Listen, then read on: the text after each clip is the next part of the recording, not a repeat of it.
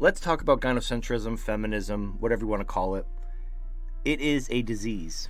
When you have a disease, you want to cure the disease. You want to rid the body of the disease. You want to go back to being normal again. In the case of gynocentrism and feminism, we can't.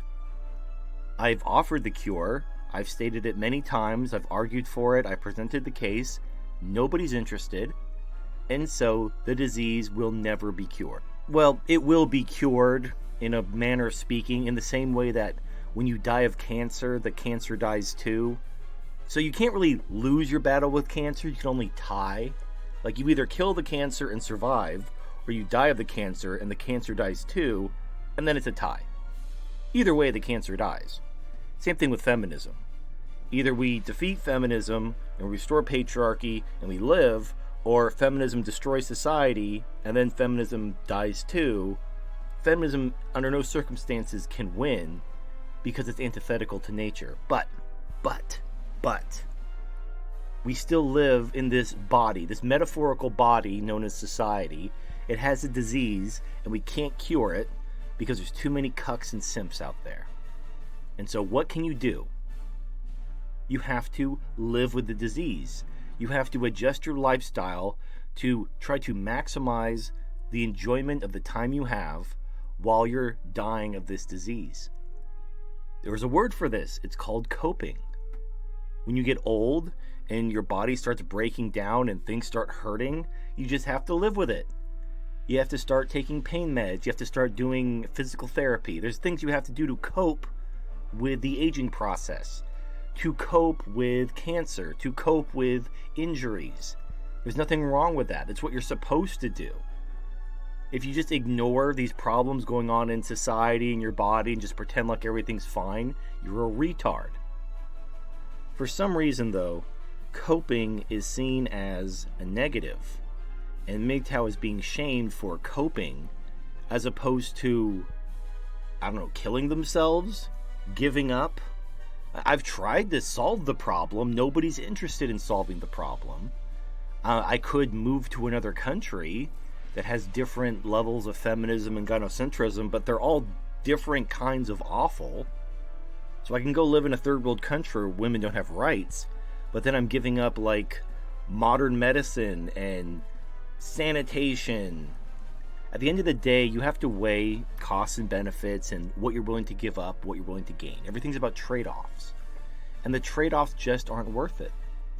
Even if we had patriarchy, even if we had women's rights taken away. Let's talk about what you're actually getting, what we're actually talking about. So, incels reject the notion that there are no incels. If you have $200 in your pocket, you're not an incel. Because they've conveniently, rephrased it, whatever. It's not about sex, you see. It's about love. It's about finding that woman who loves you for you. And if you don't find that woman who loves you for you, then you're forever alone and you're an incel. Even if you're getting pussy left and right. But if you're paying for it, it doesn't count. Women have to choose you. They have to validate you. This is why I keep saying that, incels are the mere opposite of PUAs. PUAs validate themselves via pussy, and incels, or forever alone guys, they validate themselves and their identity through their lack of pussy. And they won't accept the fact that pussy is everywhere. You just have to pay for it. You have to pay the admission fee if you want the pussy. And they're like, no, I want it given to me for free or else it doesn't count. Let's talk about that. In ye olden times when women didn't have rights, women were totally dependent on men. Let's say you're an ugly guy. Women won't just fuck you for the pleasure of your company, but if you have utility or money, you're a good provider, you have high status, whatever. Let's say you're a Harvey Weinstein. Beautiful women fucked Harvey Weinstein because he made them millionaires. He gave them movie star careers. Now, where did that get him at the end of the day? It got him in prison. Because they never actually liked him. They were fucking him to get something out of him. And then when he was no longer useful to that, they decided to use him one last time to try to advance their career in a different way and accuse him of rape. So being that kind of beta provider, using money or status or utility to attract women, is that what you want? You want to be like Harvey Weinstein? Probably not. I don't think anyone would argue that these women loved Harvey Weinstein, even though they had month-long relationships. Like Asia Argento, one of his accusers, brought him to her family, introduced him to her family, dated him for months before driving, Anthony Bourdain to kill himself. But these are horrible people, horrible manipulative women who use men for money, horrible manipulative men who use women for sex. There are no winners in this scenario. That's clearly not what anyone wants. We want to be loved. We want to love women. We want women to love us in return. I got bad news for you, my dude. That's not how love works. This romantic love where women and men love each other and it's reciprocal and it's like just two peas in a pod, two puzzle pieces snapping together, that doesn't exist. Love is a product of the reproductive instinct, specifically romantic love. I'm not talking about the love between family members and stuff like that, but specifically romantic love between men and women. That's what we're talking about here. That is a product of the reproductive instinct. Because it is a product of the reproductive instinct, it is going to express differently in men and women based on the roles of men and women within reproduction. A male's role in reproduction is the protector and the provider. The male, while the female is pregnant, and while the female is nursing and caring for the young, he will protect and provide his family. He has to bring the woman extra food. He has to hunt by himself. I'm not even talking about humans. I'm talking about animals. The male will go out and hunt additional food, or if he's not a carnivore, he'll gather additional food to bring to the woman. The woman is just basically being fed. She needs the extra calories, either to carry the baby, or to produce milk, or to whatever, in order to care for these children. So the male has to go out and provide more resources to the female in order to provide for the family. And animals throughout the animal kingdom do this. That is what male love looks like. It is a protector, it is a provider. When predators attack the family, the male puts himself in harm's way in order to protect the woman and the children from the predator and to allow them to escape to safety, even if it means putting his life in danger.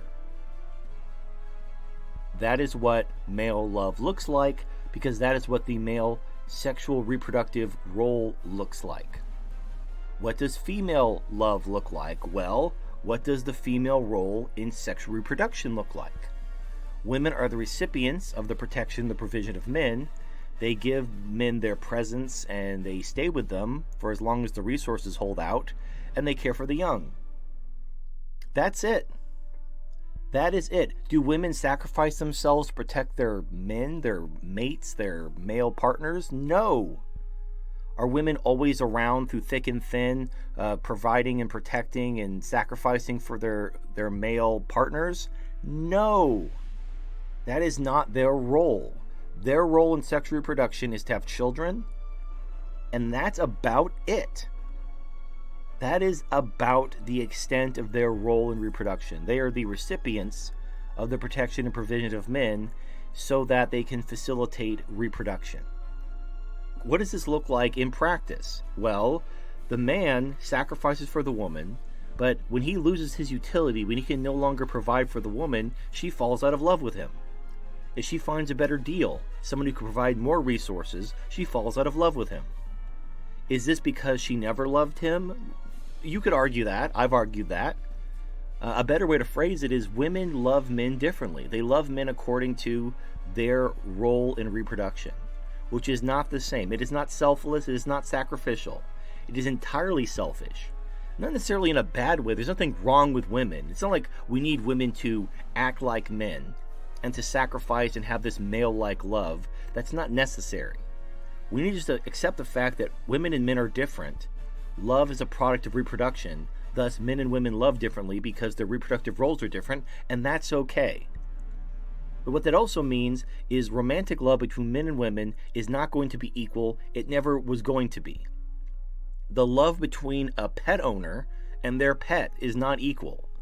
The way that a pet owner expresses their love for their pet and the way the pet expresses love for their owner are totally different. Like, your dog may love you, he may lick your face, he may wag his tail when you come home, but if you leave the door open, that dog's going to run for its life. Did the dog ever love you? That's an open question. Think about it. If your pet only gives you love and affection but would gladly run for its life if you left the door open, does that pet actually want to be with you? Or is it only with you because you feed it? And if it's only with you because you feed it, does it actually love you? You can apply this same thought experiment to your children.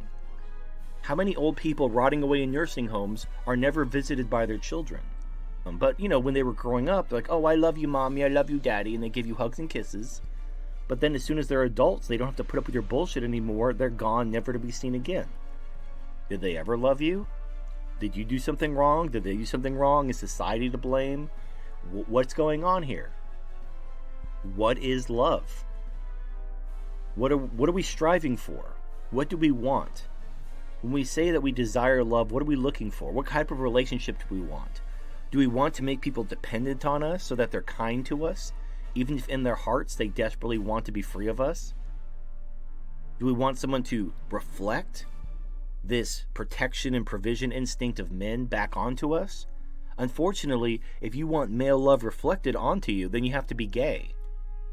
Only gay men can actually experience this reflective male love, but that's because they like to have sex with men. Now, if you're gay, that's great. I'm very happy for you. But if you're not gay, well, that's not in the cards. Ironically, the one place where you can get it all, you can get a beautiful woman who loves you and will always be there for you and everything you could ever ask for. The problem is it's not quote-unquote real. You have waifus. With waifus, you can get the love that you want. But you can't get the validation of women. But you would say, oh, that's not real. She doesn't really love me. She's just programmed to love me. It doesn't count. That's the point. You're not looking for love. You're not looking for sex. You're looking for validation. Incels need MGTOW more than anybody else.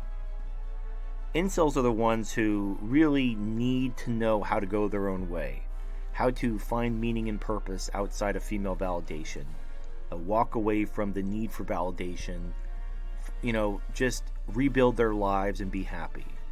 MGTOW philosophy can give them that, but only if they give up this need for validation that's keeping them chained to the plantation. It doesn't matter if a woman vouches for you. You're not less of a man. You're not less of a human being.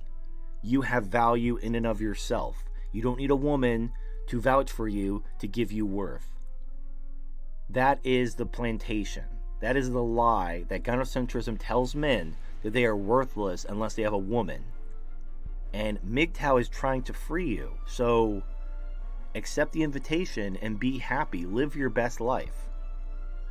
If you can't accept it, then I wish you luck with whatever you're choosing to do with your life. But anyway, this is Turd Flinging Monkey. Thank you for watching, and I'll see you next time.